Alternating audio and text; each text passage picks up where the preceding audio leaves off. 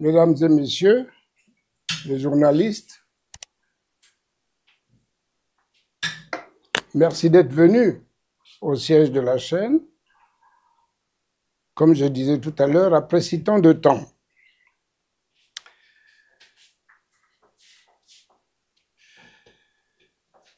Je voudrais donc commencer cette occasion de vous présenter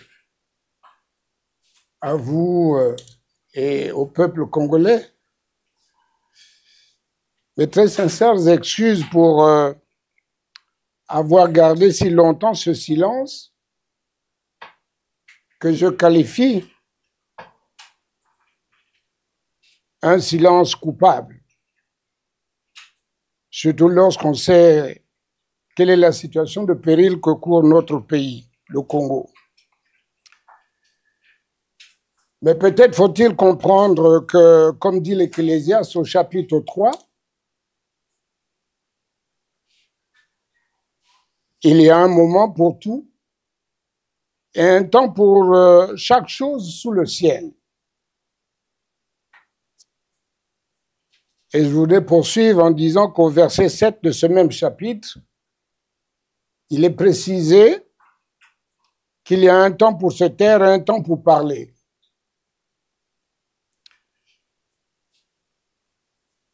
Cela dit, nous nous retrouvons ce jour à l'occasion de cette conférence de presse pour évoquer ensemble deux faits majeurs de l'actualité nationale, à savoir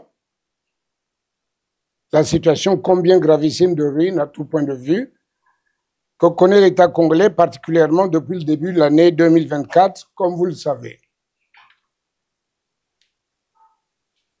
Cette situation de ruine intervient quelques années seulement après l'annonce du gouvernement par la voix d'un ministre des Finances que le Congo avait trop d'argent et qu'il ne savait pas quoi en faire. Et bien entendu, le message du président de la République devant le Parlement réuni en congrès sur l'état de la nation. Et comme dit un dicton populaire, l'argent n'aime pas le bruit. Il me fallait donc garder le silence et laisser le gouvernement à la manœuvre pour atteindre l'émergence en l'an 2025, c'est-à-dire dans moins d'un mois. Malheureusement, comme on le voit, ce pouvoir travaille pour ruiner le pays, l'endetter, le déstructurer et rendre les Congolais totalement dépendants et mendiants dans le seul but de conserver le dit pouvoir. Devant ce péril que court la nation congolaise, je suis interpellé par ma conscience et par le peuple congolais. C'est la raison pour laquelle je tiens cette conférence de presse dont le titre est tristement évocateur de l'impasse dans laquelle se trouve malheureusement notre pays. Je l'ai intitulé à juste titre « L'État congolais est en pleine ruine ». Pour aborder cette question, ma réflexion s'articule en trois parties. La première partie mettra en relief 1. Le constat d'une situation inédite et très alarmante de ruine que traverse actuellement l'État congolais. 2. Le message sur l'état de la nation prononcé par le président de la République à l'occasion de la commémoration de la journée de la République le 28 novembre dernier. La deuxième partie énumérera quelques causes de cette ruine et enfin la troisième partie explorera quelques pistes de solutions que je qualifie d'urgence nationale. Mesdames et messieurs, après vous avoir énoncé les matières que je vais aborder dans cette conférence, je voudrais vous inviter à présent à faire avec moi le triste constat d'une situation inédite et très alarmantes de ruines que traverse actuellement le pays.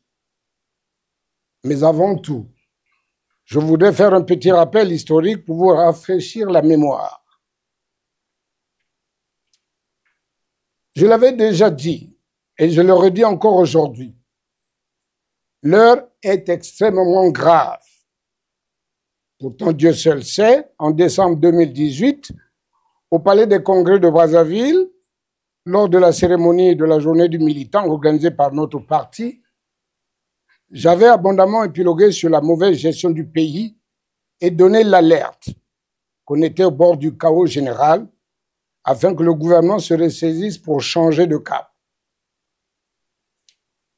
Aujourd'hui, l'occasion est tout aussi indiquée pour rappeler qu'en février 2010, notre pays, toujours confronté, englué dans ses problèmes récurrents de dette, avait obtenu de la Banque mondiale et du Fonds monétaire international l'allègement de sa dette au titre de ce que l'on avait appelé abusivement l'initiative en faveur des pays pauvres très endettés.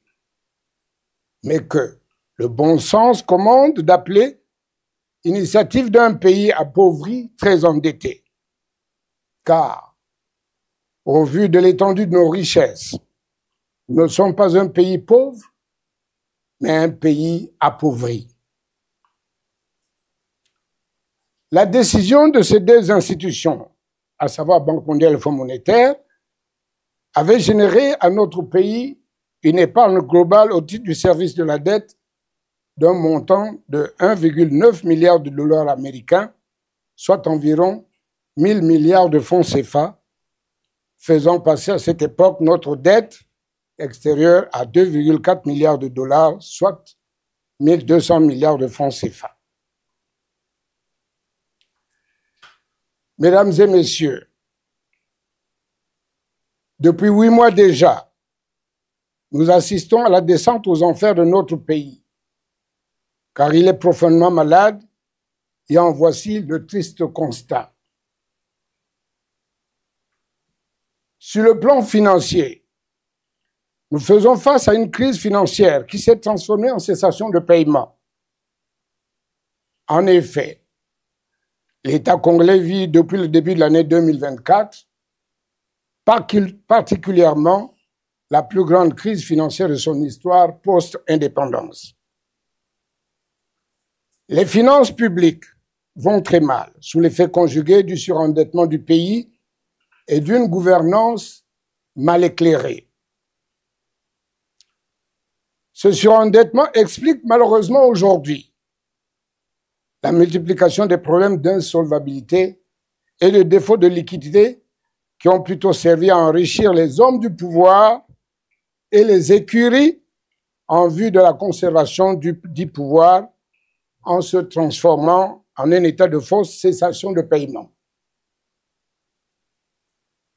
Cet état de fausse cessation de paiement a été voulu et préparé pour rendre les Congolais mendiants et nécessiteux, induisant ainsi l'accumulation d'impayés dans le règlement des créanciers et des salaires dans la quasi-totalité des secteurs publics de la vie nationale, à savoir l'Assemblée nationale, le Sénat, le gouvernement, la Cour constitutionnelle, la présidence de la République, la primature, les hôpitaux, le CHU de Brazzaville, l'hôpital assisté de Pointe-Noire, l'hôpital de Longilou de Pointe-Noire, l'hôpital général de référence de Dolisie, l'hôpital Edith Lucie Bongo d'Oyo, l'hôpital de Makelekele, j'en passe.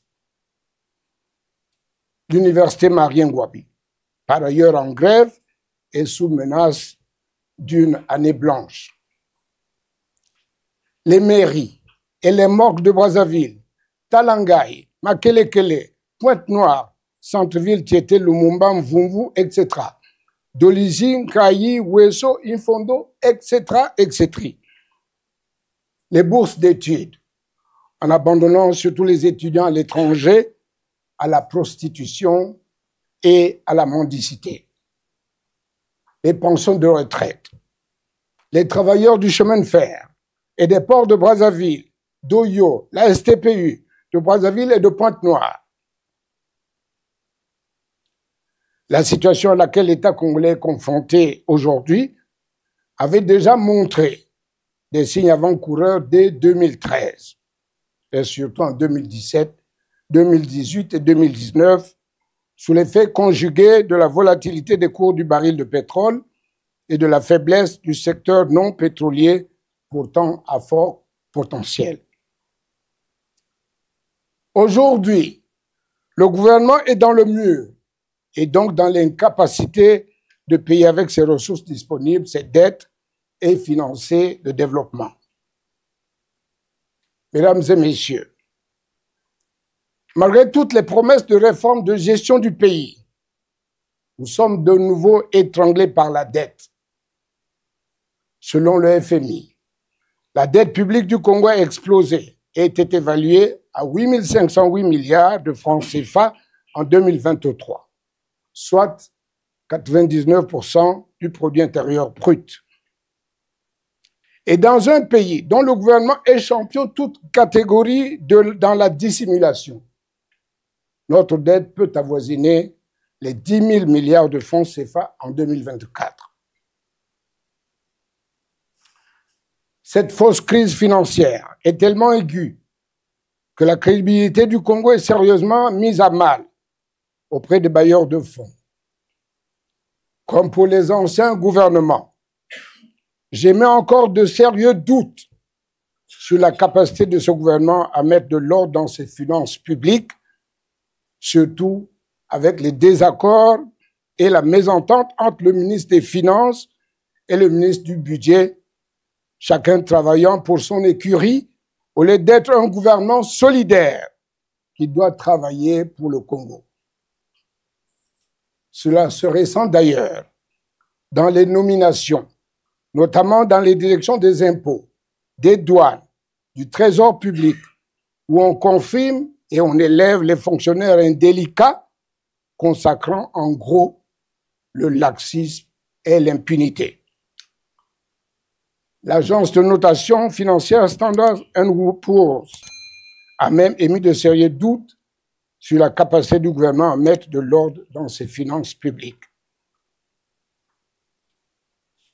Sur le plan économique, malgré le slogan creux de la diversification de l'économie, notre situation est structurellement fragilisée parce que nous dépendons d'un secteur pétrolier qui n'a jamais été à l'abri des contingences du marché international. Par ailleurs, les pressions inflationnistes qui persistent en raison de l'augmentation du prix du carburant et au cours de l'année 2023, des ruptures intempestives du même carburant et d'électricité compliquent sérieusement les choses. Du point de vue du contexte social, ces répercussions inflationnistes sur la quasi-totalité des produits de consommation ont rendu la vie extrêmement chère, que 90% de la population, notamment en ville, ne peuvent s'offrir qu'un modeste repas par jour.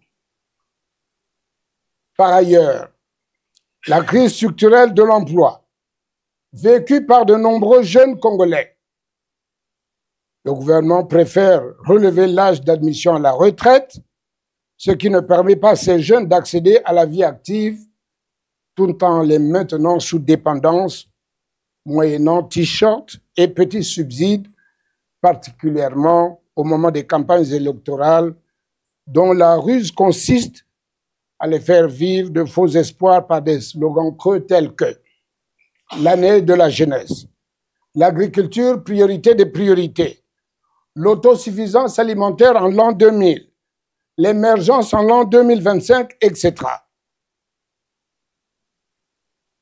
Le contexte politique et démocratique, quant à lui, a toujours été malsain. Le pouvoir en place, refusant l'alternance à travers une institution électorale partisane et inféodée au pouvoir. Une loi électorale tout aussi partisane, de faux recensement de la population et donc forcément un faux corps électoral le rejet depuis 2015 de la biométrie pourtant actée lors du dialogue politique de Sibiti en 2015 et confirmé à Madingo en 2020 et à Ouando en 2022. Pour ce qui est du contexte institutionnel, il faut relever que l'autorité de l'État est bafouée en permanence, que la corruption a été institutionnalisée et qu'en tout état de cause, ce sont des individus qui dictent leurs lois en s'accordant impunément des passe-droits. Il est aussi malade parce que toutes les institutions de la République affichent un laxisme chronique alors qu'elles devraient constituer parfois des contrepoids à l'action du gouvernement, non pas avec la volonté de nuire, mais avec celle de l'aider à mieux faire. Le clou de la démonstration de l'aventure de ce gouvernement, au demeurant pléthorique, a été la prise de la décision purement politicienne, incohérente et inopportune du redécoupage territorial qui crée 3 nouveaux départements à un moment où on prêche la réduction du train de vie de l'État. Cette décision va malheureusement occasionner des dépenses d'équipement de ces entités, des frais de gestion administrative et financière des 3 départements et 3 communes, des indemnités pour 3 préfets, des sous-préfets, des frais de gestion des 3 conseils départementaux et leurs conseillers, des frais de gestion des 3 conseils municipaux et leurs conseillers, des indemnités pour les députés et les sénateurs et d'autres charges. Telle est l'évocation succincte de la situation d'ensemble du pays qui nous est malheureusement imposée par un pouvoir décadent. Cela dit, c'est dans ce contexte extrêmement difficile que le peuple congolais attendait du président de la République un discours d'humilité et non un discours de mépris et d'arrogance à l'occasion de la commémoration du 66e anniversaire de la journée de la République du 28 novembre dernier. En effet, au lieu d'entendre un président en fonction faire le point de sa gestion avec les faiblesses et les limites d'une action humaine, le peuple congolais a plutôt assisté à la présentation d'un avant-projet de société d'un futur candidat à l'élection présidentielle de 2026, dans lequel il refait des promesses alors que celles des mandats passés n'ont jamais été tenues, notamment les 40 000 emplois jeunes par an, septennat 2002-2009, la construction du chemin de fer du Nord Congo, la diversification de l'économie, la construction de la nouvelle raffinerie de pétrole à Pointe-Noire, la construction des zones économiques spéciales, la construction d'un boulevard ou du boulevard énergétique, l'autosuffisance alimentaire en l'an 2000, l'année de la jeunesse, l'automaticité de la retraite et des pensions de retraite, etc., etc. Nous voyons d'ailleurs dans les rues et les ronds-points de Brazzaville, Pointe-Noire, Doli-Ouesso et autres, les photos et affiches d'une pré-campagne électorale. L'homme de masse et bâtisseur infatigable est devenu le touriste infatigable. Il dépense l'argent de la République dans ses voyages, les villégiatures et les fêtes de famille, qui finissent par ailleurs non pas des investissements productifs, mais des investissements de prestige comme les 2 tours jumelles, le Centre international de conférence de Kintélé, les palais présidentiels des chefs-lieux des départements, dans les chefs-lieux des départements, les aéroports, alors qu'il n'a même pas une petite compagnie nationale d'aviation. Mesdames et messieurs, loin de moi l'idée de faire l'apologie d'un discours qui n'a fait entrevoir aux Congolais aucune lueur d'espoir au regard de leurs énormes attentes et besoins existentiels. Je note simplement que le président de la République a solennellement avoué qu'il est devenu impuissant et a perdu la main. consacrant ainsi le laxisme, puisqu'on ne peut pas sanctionner les cadres qui détournent à la douane, aux impôts, au trésor public, à la direction des bourses, ni même les faussaires dans la fonction publique. Au lieu d'assumer les déséquilibres de sa mauvaise gestion et celle de son gouvernement, il préfère exprimer son mépris, son arrogance avec les proverbes, par les proverbes. La pluie, quelle que soit sa force, peut mouiller la panthère, mais n'efface pas les taches de sa robe. Le vent, quelle que soit sa violence, ne peut pas tordre les rayons solaires. Fin de citation. Ce qui veut dire en français facile, le ciel ne tombera pas, ou le chien aboie, la caravane passe. À ce sujet, je voudrais rappeler que le peuple congolais n'est ni le vent, ni la pluie, mais celui qui donne à l'élu son destin en l'élisant, lequel ne peut être ni les rayons solaires, ni la panthère, mais bien celui qui est venu solliciter les suffrages et à qui le peuple est donc en droit de demander des comptes ou de sanctionner. Mesdames et messieurs les journalistes, après avoir planté ce triste tableau, interrogeons-nous sur les causes de cette ruine généralisée. Il y a deux explications possibles.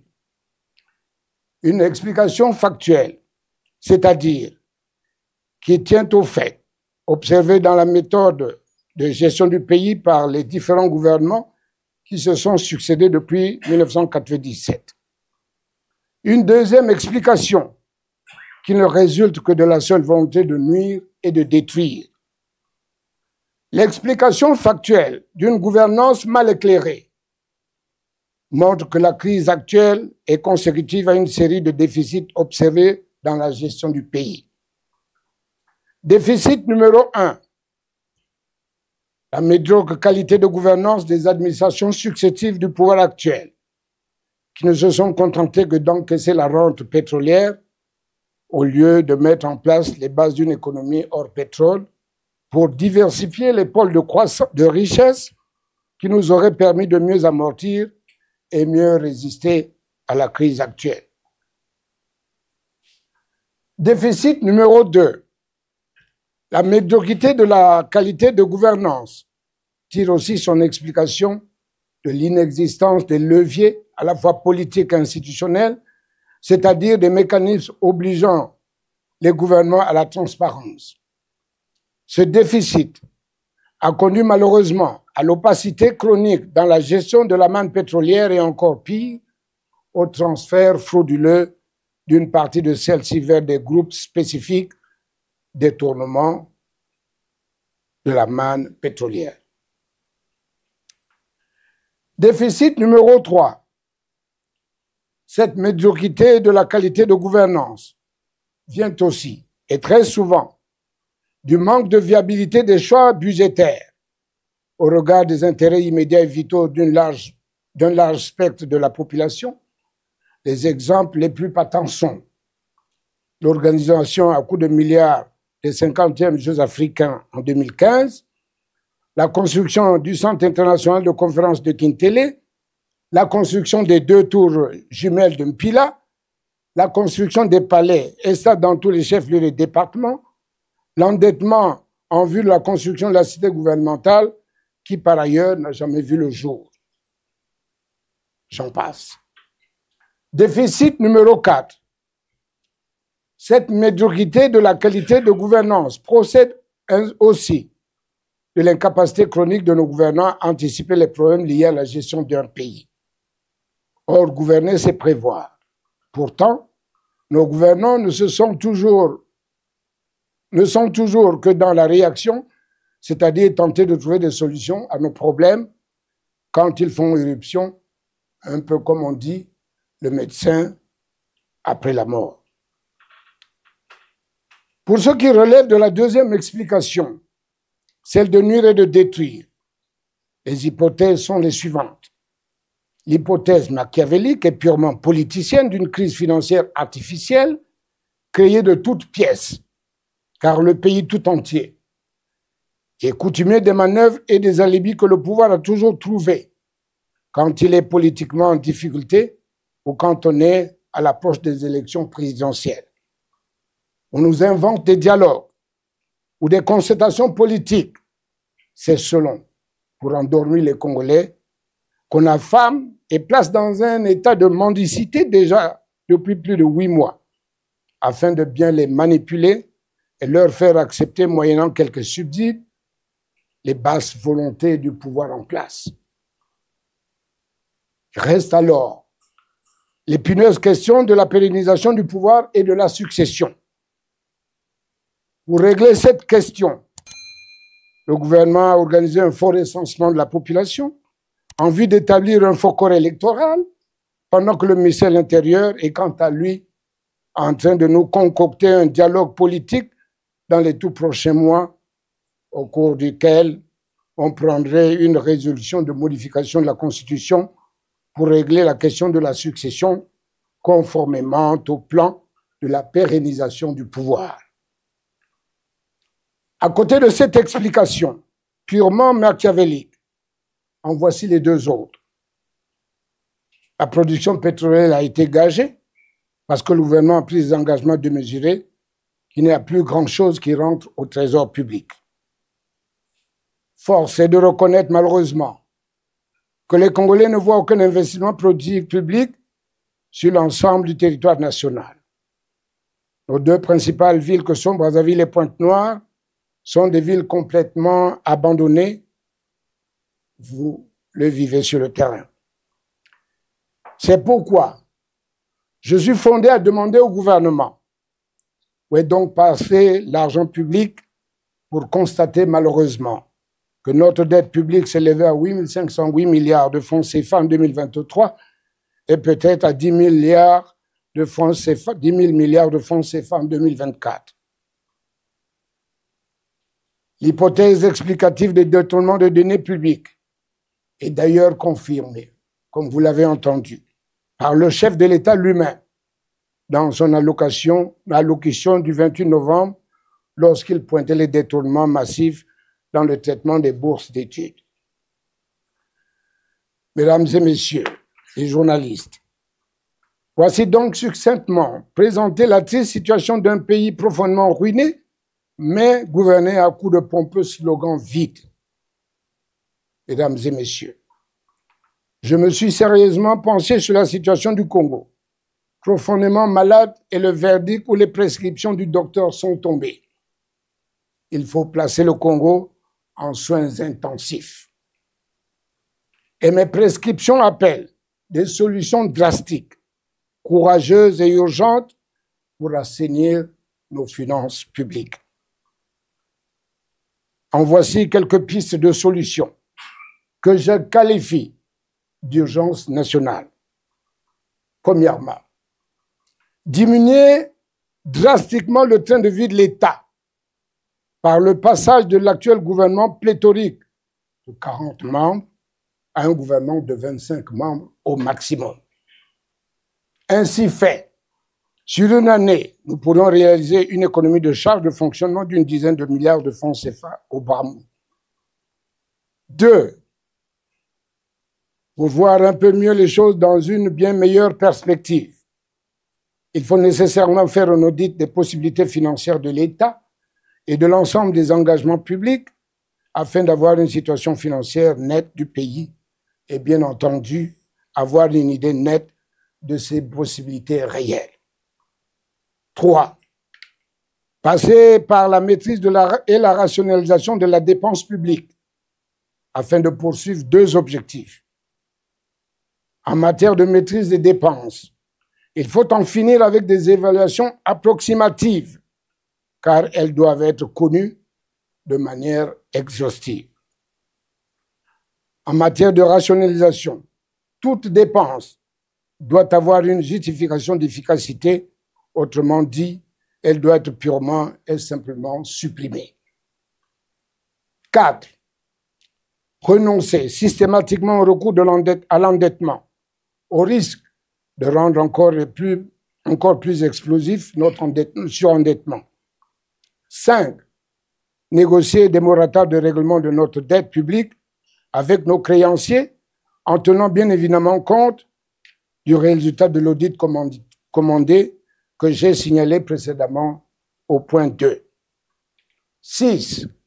Rétablir l'autorité de l'État en s'appuyant sur un système judiciaire implacable qui a mission de débusquer tous les détournements des deniers publics avec un objectif clair de tolérance zéro. 7. Prescrire aux régies financières la mission d'explorer de fond en comble toutes les possibilités d'entrée de fonds au bénéfice du trésor public, avec des objectifs mensuels précis et une obligation de résultat. 8. Observer rigoureusement la doctrine d'unicité de caisse en matière de recettes publiques, car il faut en finir avec la pratique des caisses parallèles. 9. Supprimer certaines gratuités accordées à l'élite politique et militaire, l'eau, l'électricité, j'en passe. 10. Donner une certaine souveraineté dans la gestion de nos ressources naturelles, de certains partenariats qui sont encore liés malheureusement aux accords coloniaux et aux accords dont nous subissons la loi des partenaires plus forts. Mesdames et messieurs les journalistes, telle est l'économie de ma conférence de presse de ce jour. Je vous remercie donc infiniment de m'avoir patiemment écouté. À présent, je voudrais me prêter volontiers au jeu des questions-réponses. Je vous remercie.